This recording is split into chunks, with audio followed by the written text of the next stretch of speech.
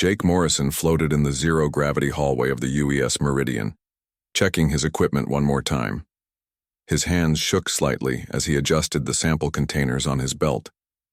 As the ship's plant expert, he had studied alien worlds for 3 years, but he had never seen actual alien life. Today might change that. The distress signal had come from nowhere. Captain Lisa Rodriguez had been running routine patrol near the Kepler 442 system when the ship's computers picked up the strange transmission. The signal used mathematical patterns that could only come from intelligent life. After 2 days of careful approach, they had found the source. "Morrison, you ready?" Danny Walsh's voice crackled through the radio. The security chief was already suited up and waiting by the airlock. His weapon was charged, but Jake hoped they would not need it. "Almost done," Jake replied, sealing his helmet. The alien ship floated before them like nothing he had ever seen. It was huge, maybe 10 times the size of the Meridian, but it was not made of metal like human ships. The surface looked organic, like the skin of some giant creature. Strange. Tubes and ridges covered its hull, and some sections glowed with soft blue light. Dr. Amy Carter joined them at the airlock. The medical officer carried a bag full of scanning equipment. "The readings are incredible," she said, her voice excited. "The ship is giving off biological signatures. It might actually be alive." Captain Rodriguez spoke through the communication system. "Remember, this is first contact. We follow protocol. No sudden moves, no weapons unless threatened. Morrison, you're in charge of any biological samples. Carter, monitor for diseases or toxins. Walsh, keep everyone safe." The airlock opened, and the 3 humans moved toward the alien vessel. Jake's heart pounded as they got closer. Up close, the ship's surface definitely looked alive. It had a texture like rough skin, and he could see what looked like veins running underneath. Some areas pulsed gently like a slow heartbeat. They found an opening that looked like a natural doorway. The edges were smooth and curved, nothing like the straight lines humans used. Danny went first. His scanner showing the air inside was breathable. The corridor beyond was dimly lit by the same blue glow they had seen outside. "This is amazing," Amy whispered as they floated inside. The walls were not walls at all, but living tissue. They curved and twisted like the inside of a giant creature. Strange growths hung from the ceiling, and Jake realized they might be some kind of lighting system. They followed the main corridor deeper into the ship. Jake took samples of the wall material and the glowing growths. His equipment showed they were definitely alive, but unlike anything from Earth. The DNA was completely different, but it was still DNA. After 20 minutes of exploration, they heard sounds ahead. Voices, but not human. The language was musical, like singing mixed with clicking sounds. Danny raised his weapon, but Jake motioned for him to wait. They rounded a corner and stopped. The corridor opened into a vast chamber filled with the most beautiful garden Jake had ever seen. Crystal trees reached toward the ceiling, their branches sparkling with rainbow light. Flowers that looked like living jewels covered the ground.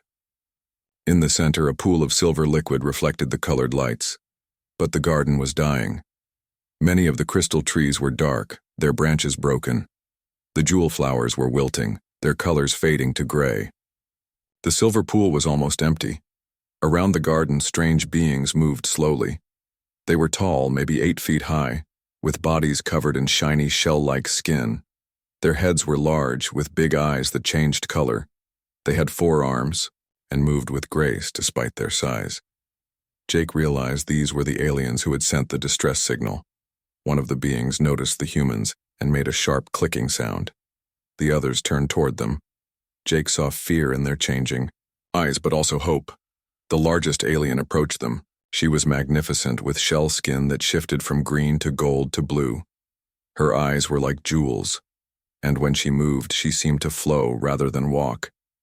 She wore what looked like living vines around her arms, and a crown of crystal grew from her head.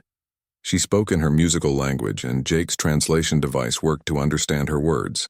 After a moment, it produced broken English mixed with strange sounds. "You come from Star Beyond? We... dying... ship heart fails." Jake looked around the dying garden and understood. This was not just decoration. This was the ship's life support system. The crystal trees and jewel flowers were keeping the ship alive, and they were failing. The alien queen, for that was clearly what she was, gestured to the dying garden with all four arms. Her eyes flashed through a dozen colors, showing emotions Jake could not read. We, last of our kind. Ship mother dies. We die with her. Jake felt his heart break, looking at the dying beauty around him. On impulse, he reached into his sample kit. Among his collection tools, he always carried one item from Earth, a simple white daisy. He had picked it from the fields near his childhood home before leaving for space. It reminded him of Earth when he felt homesick. He pulled out the small flower and looked at it. Just a common daisy, nothing special. But it was alive, healthy, full of Earth's biology. Without really thinking about what he was doing, Jake held out the flower to the alien queen. "This is from my world," he said slowly, hoping the translator would help her understand. "It is not much, but it is alive. Maybe it can help." The queen stared at the small earth flower. Her eyes went very wide and cycled through colors rapidly. She reached out with one delicate hand and touched the daisy's petals. The moment her skin made contact with the flower, everything changed. The daisy began to glow with the same blue light as the ship's systems. The glow spread from the flower to the queen's hand, then up her arm. Around them, the dying crystal trees suddenly flared with new light. The wilting jewel flowers lifted, their heads and bloomed brighter than before. The queen gasped and stepped back, still holding the glowing daisy. She stared at Jake with eyes that now shone like stars. The other aliens made excited clicking and singing sounds. "By the ancient laws," the queen whispered in broken English, "you have life gift. You bring death to life." Her voice grew stronger as the ship's systems responded to the spreading glow. "You are chosen. You are Consort bond." Jake stood frozen, not understanding what had just happened. All around him, the ship was coming back to life.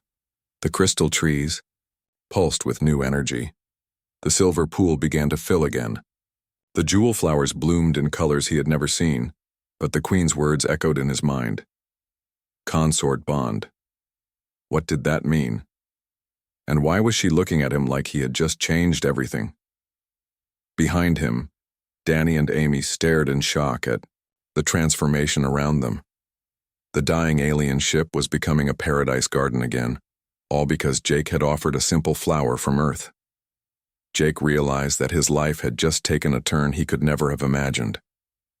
The daisy still glowed in the queen's hand, and her eyes never left his face. Whatever he had just done, there was no going back. Jake stared at the alien queen, his mind struggling to understand what had just happened. The simple daisy from Earth still glowed in her four-fingered hand, and around them the ship continued to come back to life. Crystal trees pulsed with new energy, and the silver pool in the center of the garden was filling with liquid that sparkled like stars. "What did I do?" Jake asked, his voice barely a whisper. The queen's eyes shifted from blue to gold to purple as she looked at him. When she spoke, the translation device worked better now that the ship's systems were stronger. "You have given life where there was death," she said, her musical voice filled with wonder. "The life gift is the most sacred power among my people. Only those chosen by the ship mothers can heal the great vessels." Danny Walsh stepped forward, his weapon still ready but pointed down. "Jake, what's she talking about? What's this consort thing?" Before Jake could answer, another alien approached them. This one was smaller than the queen, with silver shell skin and bright green eyes. The crown on his head was made of what looked like living metal. "I am Zixka, speaker for Queen Veltara," the alien said in clearer English. "Your friend has performed a miracle. He has saved our ship mother and all who live within her." Amy Carter was scanning the air around them with her medical equipment. "The biological readings are off the charts," she reported. Whatever happened when Jake touched that flower to her hand, it started a chain reaction throughout the entire ship. Queen Veltara held up the glowing daisy and spoke to Zixka in their musical language. The smaller alien's eyes went very wide, cycling through colors rapidly. The queen says the flower contains life forms that heal our shipmother's sickness, Zixka explained. For generations our great vessels have been dying from a plague we could not cure. Your small gift has given us hope again. Jake felt overwhelmed. But I don't understand. What's this about being a consort? I was just trying to help. Zixka looked uncomfortable. In our culture, anyone who can heal the shipmothers is considered to have the life gift. Such beings are sacred to us. They must be protected and honored above all others. That still doesn't explain the consort part, Danny said, his security training making him suspicious. Queen Veltara spoke again, her voice gentle but serious. Zixka translated with obvious difficulty. She says that by our oldest laws, one who brings life to a dying shipmother becomes bonded to the royal line. It is, how do you say, a marriage bond. You would become her consort, equal in rank, partner in ruling our people. Jake felt like the floor had dropped out from under him. Marriage? But I barely know her. I don't even know your species. The queen seemed to understand his distress. She spoke softly to Zixka, then approached Jake slowly. When she was close enough, she reached out and gently touched his helmet with one hand. I know this is strange for you, she said in halting English. But you must understand. My people are dying. Our shipmothers are all sick with the same plague that nearly killed this one. If your flower can heal them all, you might save our entire race. Amy looked up from her scanner. Jake, the biological activity in this ship has increased by 300% since you gave her that flower. Whatever's in Earth biology that helped them, it's incredibly powerful. Danny activated his communication system. Captain Rodriguez, we need to report back to the ship. This situation is way beyond first contact protocol. Captain Rodriguez's voice came through clearly. Understood. What's your status? We've made contact with intelligent aliens, Danny reported. They're in some kind of biological crisis and apparently Jake might be able to help them. But they're talking about him joining their royal family or something. There was a long pause before the captain responded. Return to the ship immediately. All of you. Queen Veltara understood enough to realize they were leaving. Her eyes flashed with alarm. Please, you cannot go. If you refuse the consort bond, my people will think you consider us unworthy. It would mean war between our races. Jake felt sick. War? Just because I don't want to get married to someone I just met? Zixka nodded sadly. Our people have been alone in space for many generations. When we meet other intelligent life, we follow the old laws. To refuse a sacred bond is to declare us enemies. Amy stepped closer to Jake. The readings show that the flower's effect is spreading throughout the ship, but it's not permanent. The biological boost will fade unless it's renewed somehow. Queen Veltara heard this and spoke urgently to Zixka. The smaller alien turned to Jake with desperate eyes.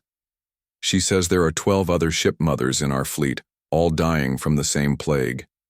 Your people's biology might be the key to saving thousands of lives. Jake looked around the beautiful garden chamber. The crystal trees were brighter now, the jewel flowers more colorful than before. Aliens moved through the space with joy on their faces, tending to plants that had been dying just minutes ago. How long do I have to decide? Jake asked. The bonding ceremony must happen within 3 of your days, Zixka explained. If not, the healing effect will fade, and we will be forced to consider your people enemies. Danny was not happy. This is crazy. You can't force someone into marriage just because he helped you. In our culture, the life gift is sacred, Queen Veltara said, her English improving as the ship's translation systems got stronger. One who can heal ship mothers is blessed by the universe itself. Such a person must be treasured and protected. Jake felt the weight of the situation settling on his shoulders. First contact with alien life, and he was being asked to basically become an alien prince to prevent a war. I need to talk to my captain, Jake said finally, and my government. This is bigger than just me. Queen Veltara nodded. I understand. But please remember, time works against us. Every moment we wait, more of our people die. As they prepared to return to the Meridian, Jake looked back at the garden chamber. Queen Veltara stood in the center, still holding his glowing daisy. Her eyes met his across the distance, and he saw hope there, but also fear. Back on the human ship, Jake sat in the briefing room while Captain Rodriguez contacted Earth Command. Admiral Pete Jackson's face appeared on the screen, his expression grim. "So let me get this straight," the Admiral said. "Our first contact with alien life involves them wanting to marry one of our people?" "It's not really marriage as we understand it," Jake explained. "It's more like a political alliance, but if I refuse, they'll consider it an insult that could lead to war." "And if you accept?" Jake looked at his hands. The simple act of offering a flower had changed everything. "Then I become part of their royal family and help them heal their dying ships.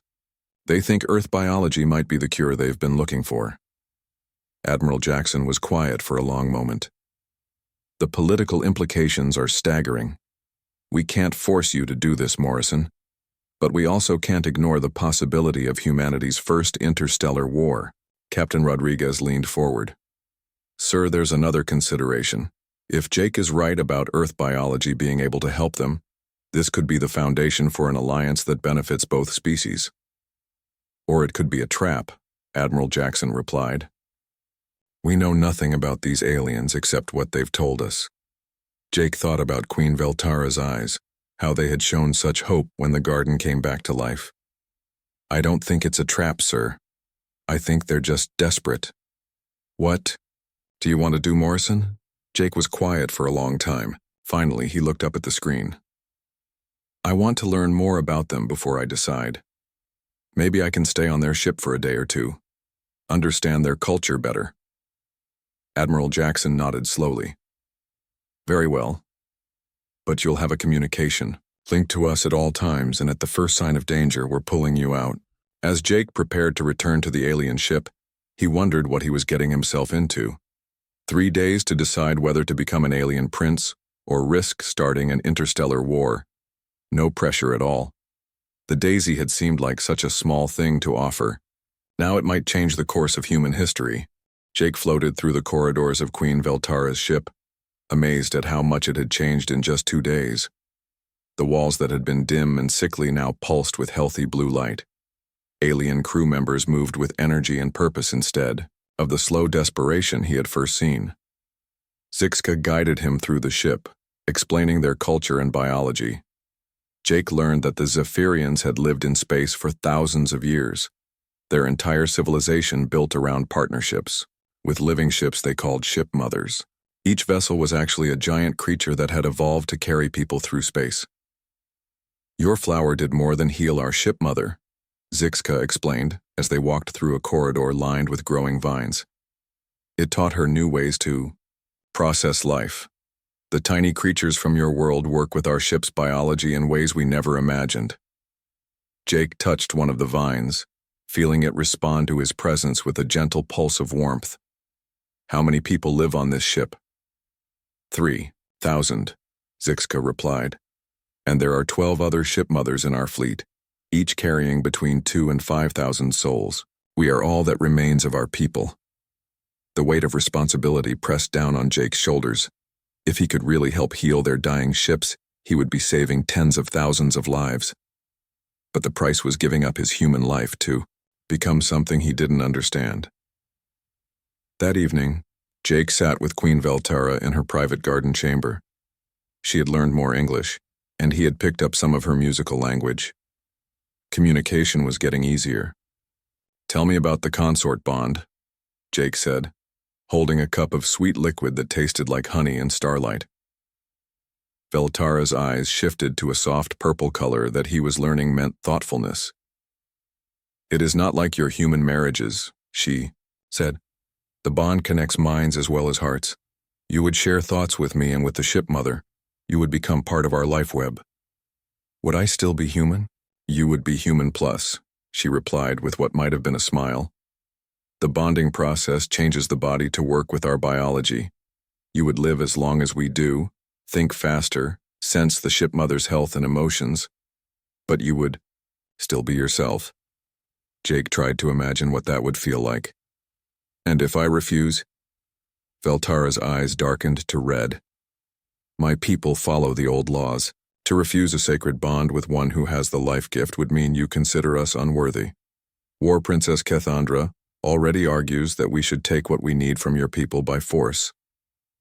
As if summoned by her name, another Zephyrian entered the chamber. This one was clearly a warrior with darker shell skin marked by old battle scars. Her eyes burned red as she looked at Jake.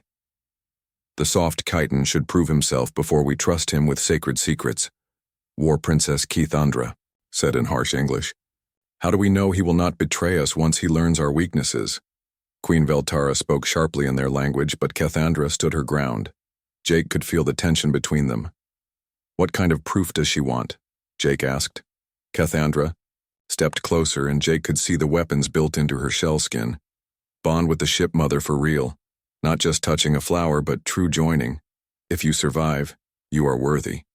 If you die, you were never meant to help us. Cathandra, Veltara's voice carried a tone of command that made the warrior step back. What would happen if I died during the bonding? Jake asked quietly.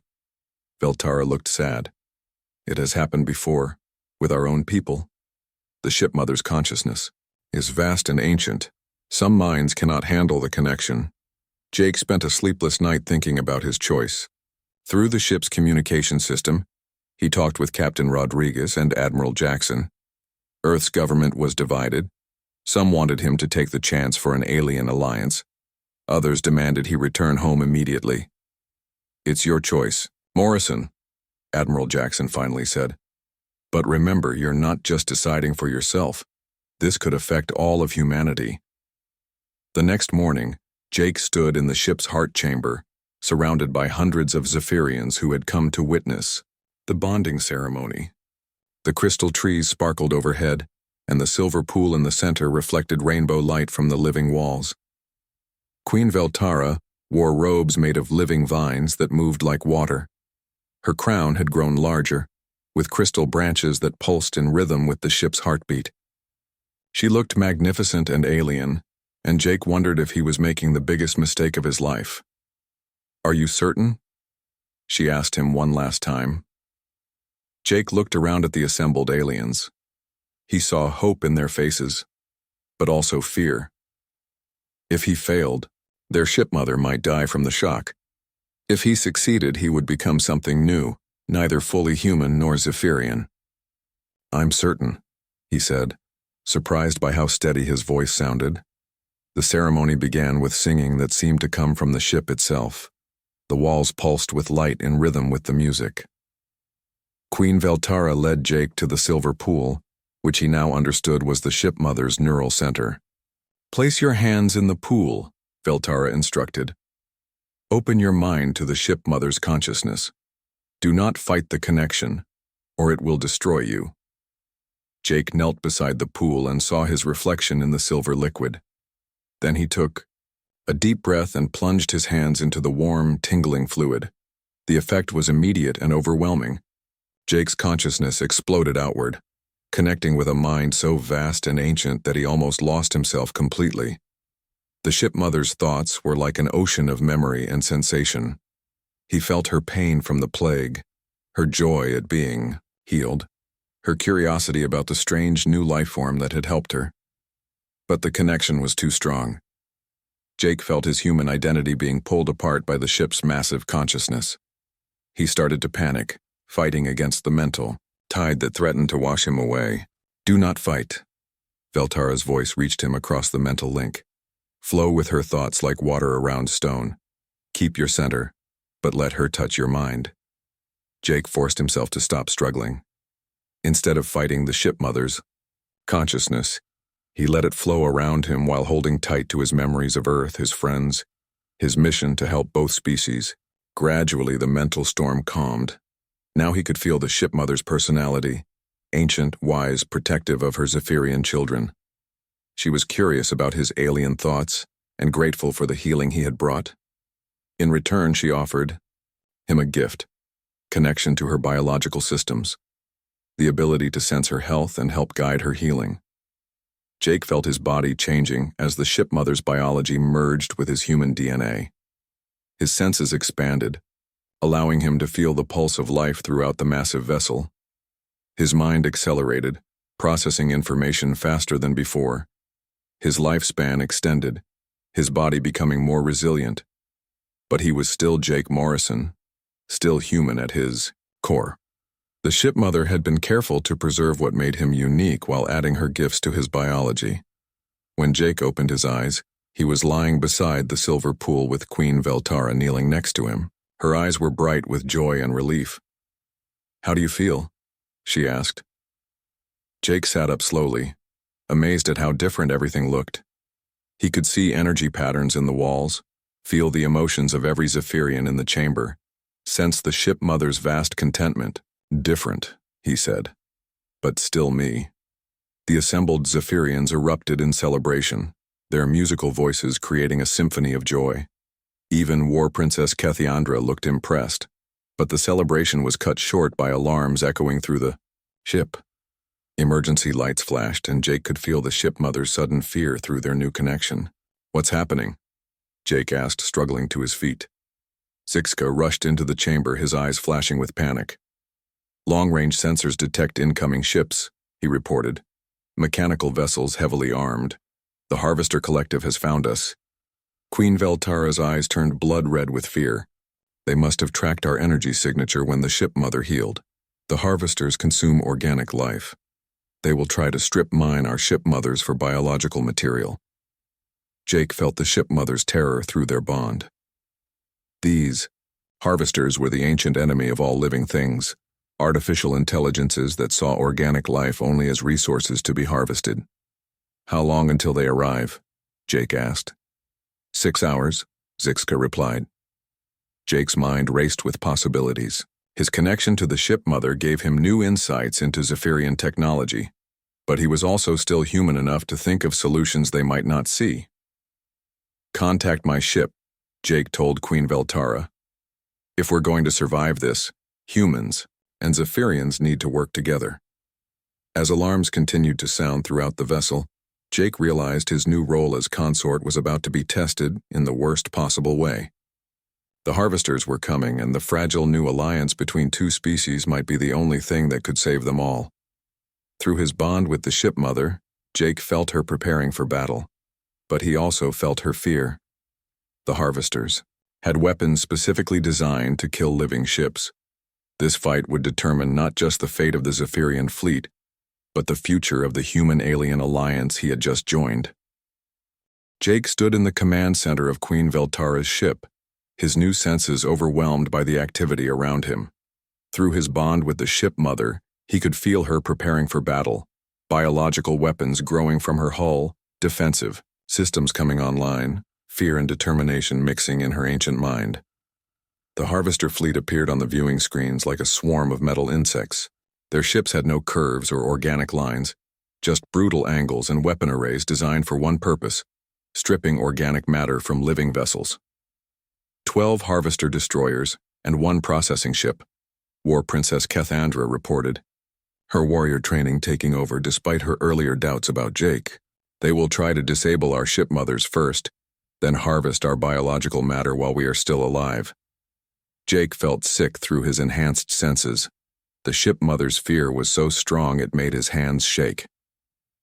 "How do they fight living ships?" Queen Veltara's eyes had turned the deep red of battle fury. "They use frequency weapons that disrupt bio-neural networks. They can paralyze a shipmother in minutes, then cut her apart while she is helpless." Through the communication system, Captain Rodriguez's voice crackled with static. "Jake, we're picking up a massive fleet heading your way. Admiral Jackson is bringing everything we have, but we're still 4 hours out." "The Harvesters will be here in 2 hours," Jake replied. "We need to coordinate our defense now." On the screen, Admiral Jackson's face appeared, his expression grim. "Morrison, what's the alien fleet's capability?" Jake looked around the command center, using his new connection to assess their situation. 13 bioships, each one a living creature with organic weapons, but they're vulnerable to the enemy's frequency attacks. War Princess Kethiandra stepped forward, her scarred face hostile. "We do not need soft chitin help to defend ourselves." Yes, you do, Jake said firmly, surprising himself with his authority. Through the shipmother's senses, he could feel the weakness in the Zephyrian battle plan. Your bioships are powerful, but they think like animals when hurt. The harvesters know this. They will hit you with pain frequencies first, make your ships panic, then pick you apart. Queen Veltara studied Jake's face. What do you suggest? Jake's human military training combined with his new understanding of bioship technology gave him an idea.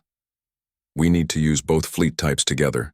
Human ships can provide electronic countermeasures against their frequency weapons, while your bioships adapt and evolve in real time. Admiral Jackson looked skeptical. You want us to fight alongside ships we know nothing about? The bioships can change their biology during battle, Jake explained. If we can protect them from the initial frequency attack, they can evolve. Defenses the harvesters have never seen. But they need our electronic warfare systems to buy them time. War Princess Cathandra spoke quickly to Queen Veltara in their musical language. Jake's enhanced hearing let him understand some of it. She was arguing against trusting metal ships in battle. Cathandra says human ships are too rigid, Queen Veltara translated. They cannot adapt like ship mothers. That's exactly why. This will work, Jake insisted. Your ships adapt, ours stay predictable. The harvesters will focus on the threat they understand, our metal ships, while your bioships evolve new weapons they can't counter. Through the ship mother's senses, Jake felt the approach of the other Zephyrian vessels. 12 massive bioships, all sick with the same plague that had nearly killed Veltara's ship mother. They were desperate and weak, no match for healthy harvester ships. There's something else, Jake said, an idea forming. The healing effect from my flower, can we spread it to the other ship mothers before the battle? Zixka looked up from his control station. The biological template is stored in our ship mother's memory, but transfer takes time. How much time? 1 hour for full integration. Jake looked at the tactical display. The harvesters would arrive in 2 hours, the human fleet in 4. If they could heal the other ship mothers first, the aliens would have a much better chance. Do it, Queen Veltara ordered. Begin biotemplate transfer to all ships immediately. The next hour was chaotic. Jake found himself serving as a link between the human and Zephyrian fleets, his unique nature allowing him to translate between their very different technologies. He helped Captain Rodriguez understand how bioship sensors worked while explaining human electronic warfare to Cathandra. As the other ship mothers received the healing template, Jake felt their joy through his bond with Veltara's ship. Dying, vessels came back to life across the fleet, their biological systems strengthening and preparing for battle. But the harvesters arrived early. Contact, Cathandra announced. Enemy fleet dropping out of hyperspace at maximum weapon range. On the screens, the harvester ships looked like mechanical nightmares, all angles and blades, with weapon ports that glowed with cold blue light. They moved in perfect formation, no wasted motion, no hesitation. Human fleet, this is Admiral Jackson, came the transmission. We are still 3 hours out. You are on your own until we arrive. Jake felt the ship mother's fears spike as the harvester weapons powered up. Through his bond, he could sense the other ship mothers preparing for battle, their crews ready to die defending their living vessels. Both fleets. This is Morrison, Jake said, using his authority as consort to coordinate the defense. Remember, the plan. Human ships provide electronic countermeasures. Zephyrian ships evolve and adapt. Stay close together and watch each other's backs. The harvesters opened fire with their frequency weapons, beams of energy designed to paralyze bio-neural networks. But Captain Rodriguez was ready with jamming signals that disrupted the frequencies. The bioships shuddered but stayed functional. It's working. Amy Carter's voice came through the communication system. The jamming is protecting them from the worst effects. War Princess Cathandra led the counterattack, her shipmother growing new weapon systems even as the battle raged.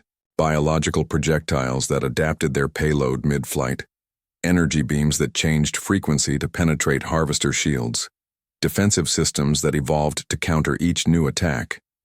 But the harvesters adapted too. Their artificial intelligence analyzed the new tactics and began focusing their attacks on the human ships providing electronic cover.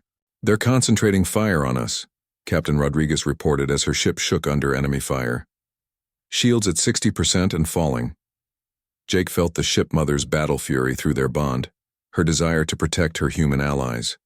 An idea formed in his mind. Dangerous, but possibly their only chance. "Veltara," he said. "I need to link directly to the ship mother's weapon systems." "That is forbidden," Cathandra protested. "No soft chitin has ever controlled ship mother weapons." "I'm not soft chitin anymore," Jake reminded her. Through his bond, he felt the ship mother's agreement. She was willing to let him try. Jake placed his hands on the bioneural interface, feeling his consciousness merge with the ship's weapon systems. His human knowledge of physics and tactics combined with the ship mother's biological creativity to design weapons the harvesters had never encountered, energy beams that behaved like living creatures, seeking out weak points in enemy armor. Projectiles that split into smaller organisms that burrowed through harvester hulls. Defensive fields that learned from each attack and became stronger. The tide of battle began to turn. The combined human-Zephyrian fleet was holding its own against superior numbers. But then the harvester processing ship entered the fight. The massive vessel was designed for one purpose: consuming organic matter. It targeted Queen Veltara's ship with a bioplague weapon that was specifically designed to kill ship mothers by corrupting their biological systems. Jake felt the ship mother's scream of agony through their bond as the plague weapon hit. The corruption spread through her systems like liquid fire, shutting down vital functions one by one. "The ship mother is dying," Zixka reported, his voice filled with despair. Through his connection, Jake could feel the plague weapon working, a biological virus that attacked the ship's immune system and turned her own biology against her. But his human knowledge of Earth diseases and his bond with the ship mother gave him an insight the harvesters couldn't have predicted. "I can stop it," Jake said, "but I need to let the ship mother's systems take over my biology completely. It might kill me." Queen Veltara grabbed his arm. "Jake, no. The risk is too great. If this ship dies, we all die anyway," Jake replied.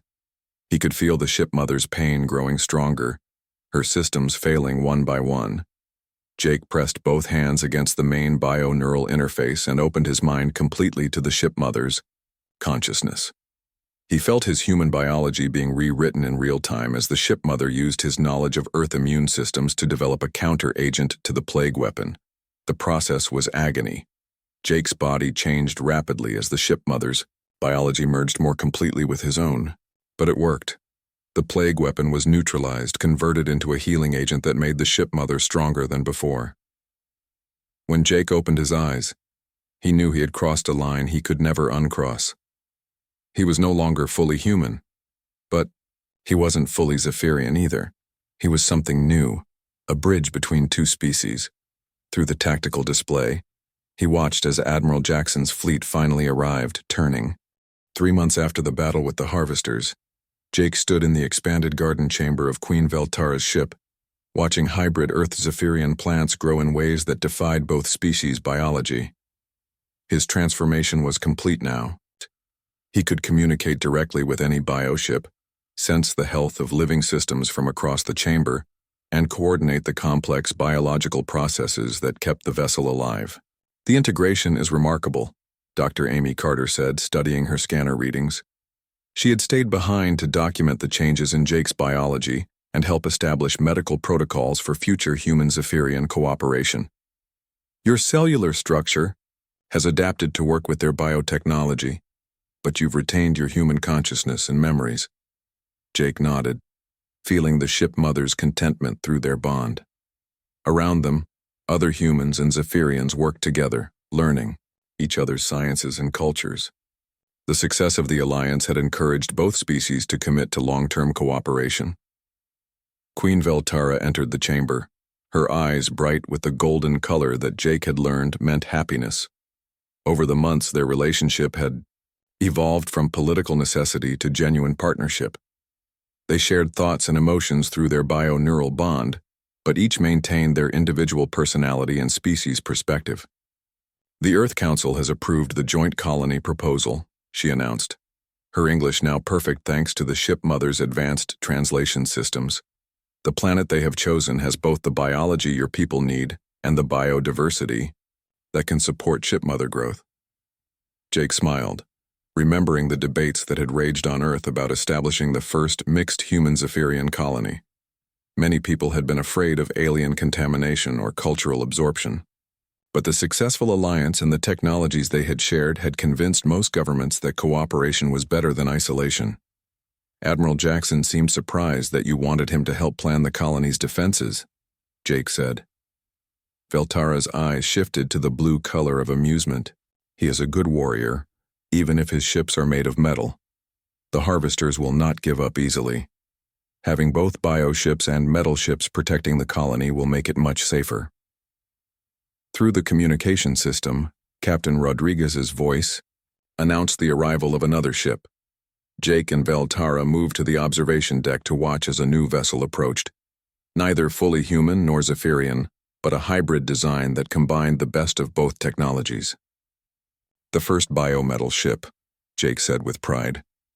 The project had been his idea, using his unique understanding of both technologies to create vessels that could adapt like bioships, but maintain the reliability of human engineering.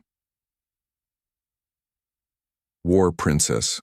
Cassandra joined them at the observation deck. Her attitude toward Jake had changed completely after the battle. She now considered him a true warrior and a legitimate member of Zephyrian society. "The new crew is ready for training," she reported. 12 humans and 12 Zephyrians, all volunteers for the hybrid program. Jake had been working with volunteers from both species, people willing to undergo partial biomodification to serve as crew on the hybrid ships. They wouldn't change as completely as he had, but they would gain the ability to interface with biotechnology while keeping their original biology mostly intact. "How did they feel about the modifications?" Jake asked. "Nervous, but excited," Cassandra replied. "Your example has shown them it is possible to become more than what you were born while staying true to your original nature." A soft chime indicated another communication. This time it was from the research station that had been established to study the combination of Earth and Zephyrian biology. The lead scientist, Dr. Kevin Brooks, appeared on the screen with barely contained excitement. "Jake, you need to see this," Dr. Brooks said. "We've been studying the biological samples you provided, and we've made an incredible discovery." "What kind of discovery?" Jake asked, feeling Veltara's curiosity through their bond. "The interaction between Earth microorganisms and Zephyrian. Biotechnology isn't just healing the ship mothers," Dr. Brooks explained. "It's creating entirely new forms of life, organisms that can survive in space, process energy directly from starlight, even repair damaged DNA in real time." Jake felt a shock of understanding through his connection to the ship mother. This was bigger than just saving the Zephyrian fleet. They were creating the foundation for life forms that could spread throughout the galaxy. "There's more," Dr. Brooks continued. "We think this biological fusion could be used to terraform dead worlds, turn lifeless rocks into garden planets in just a few years instead of centuries." Queen Veltara's eyes went wide with amazement. "We could bring life to the dead zones left by the harvesters," she whispered. Jake nodded, seeing the possibilities. The Harvester Collective had strip-mined dozens of worlds, leaving them barren and poisoned. But if the hybrid biology could restore life to dead planets, they could undo centuries of destruction. "We'll need to be careful," Jake said. "This kind of power could be dangerous if it gets out of control." Through the ship's communication system, Admiral Jackson's voice joined the conversation. "Morrison, the Earth Defense Force has been monitoring harvester activity in nearby systems. They're regrouping for another attack. This time they're bringing everything they have." Jake felt the ship mother's fear through their bond, but also determination. The first battle had taught both sides valuable lessons. The harvesters now knew that organic and mechanical technologies could work together, but they also knew the alliance was still fragile. "How much time do we have?" Jake asked. 6 months, maybe less," Admiral Jackson replied. "They're building new weapons specifically designed to counter biometal ships. Veltara spoke up. Then we must accelerate our plans. The colony world, the hybrid ship program, the biological research. Everything must be completed before they return.